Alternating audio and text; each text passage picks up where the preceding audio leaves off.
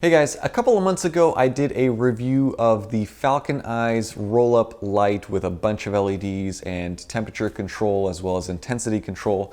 They reached out to me and they said that they just launched a new light and I was curious enough to check it out. So here it is. This is the bag that it comes in. It comes in a box, but that was partially destroyed during shipping. So this is the carrying case that the light comes in. Let's check out how it comes packaged. Nice carrying case for this light. You have a handle here with Velcro and then a zipper. So let's unzip and see what we get. All right, so there it is. Giant light with some foam all around it. And this thing looks pretty cool. So around the back, you have the similar interface to the other Falcon Eyes light that I reviewed recently, on-off switch, DC in. You have a battery slot here, whole bunch of ventilation to keep this thing cool. Seems very well built. This is a metal frame here around the sides that you can adjust, and then it mounts just on any standard light post. So this is very cool. SO28TD Sophie's LED light, and then the Falcon Eyes logo on the top.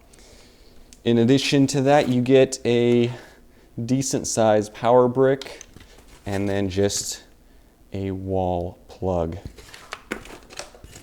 Instruction manual, and that's really it. So this one is the SO28TD, which is the smallest one out of the range apparently. So these things get progressively bigger. The 6.8 looks like a giant light. So if you guys are looking for something big, that's the one to go for. So definitely excited to mount this and see what sort of light it produces. So here's the light now mounted on a stand, and using it is super duper simple. So you have an on and off switch right here. You can choose to use battery power for portability or just plug in like I have here. You switch it over and it's on. So you probably can't see that the light is on, but it is indeed on.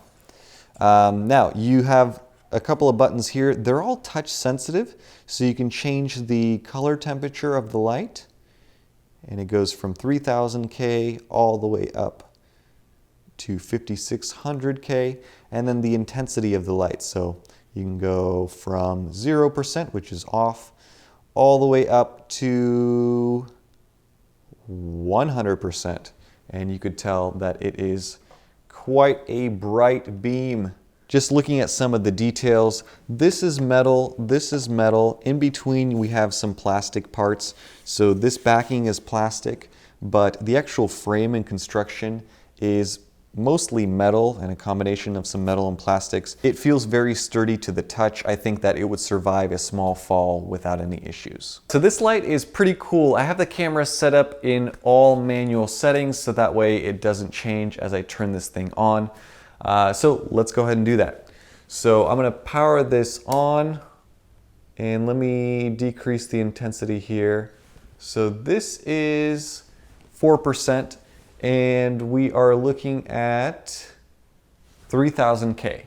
So that's what the light looks like. You can obviously change the color temperature on the back. Here is what it looks like, all the way up to 5600K. And unfortunately, it doesn't really come through video very well. This is very yellow at 3000K. So again, you can't really tell from this video, but it's very much like an incandescent light, all the way up to just a super bright white light. As I increase the brightness from 4% all the way up to 100%, it gets super bright and pretty blinding. So I thought about who this light would be suitable for, and for some reason I thought of makeup tutorial YouTubers.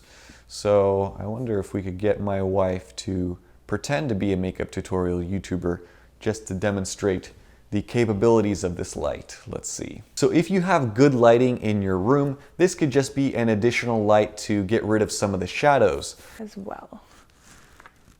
So after that, in poor lighting, let's say you're filming in a closet for some reason, this can be used to fill the entire closet up with light, and certainly it would produce enough light for the camera that you are using.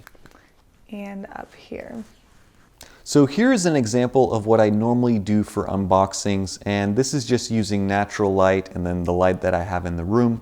When I turn this Falcon Eyes light on, you can see that it gets a ton brighter. And the way that I have my camera set up, my shutter speed will go from 1/60 right now all the way up to 1/125 to compensate for that additional light. I can bounce this off of a ceiling and that just diffuses the light a little bit more, or I could shine it directly onto whatever it is that I'm recording and just reduce the intensity. So it serves as sort of a fill light, and it gets rid of a lot of shadows that you get from only one or two sources of light. Unlike some other video lights that I've tested, this thing does not produce any sort of audible noise. It's also very easy to set up and use. It's pretty compact. I mean, you take this off of the stand, and yeah, you'd have to use the carrying bag that it comes with.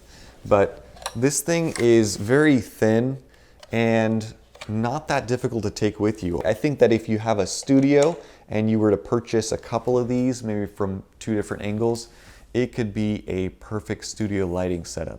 And if you want to go with the bigger sizes, you could certainly get that, and that would be even more intense. I know people are going to be asking, how does it compare to the other Falcon Eyes roll-up LED light?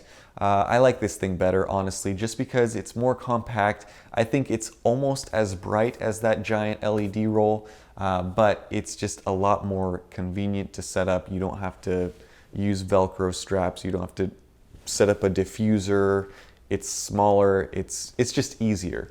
I'd rather have two of these than one of those roll-up lights any day of the week. And this is a lot more affordable as well. I think the price on this is about $180 versus $500 for the other roll-up light. Let me know what you guys think down in the comments. If you guys are interested in purchasing this light, I will post links down below to Amazon. As always, thank you guys for watching. Thanks for all of the likes, comments, and support, and I will see you in the next video. Bye-bye.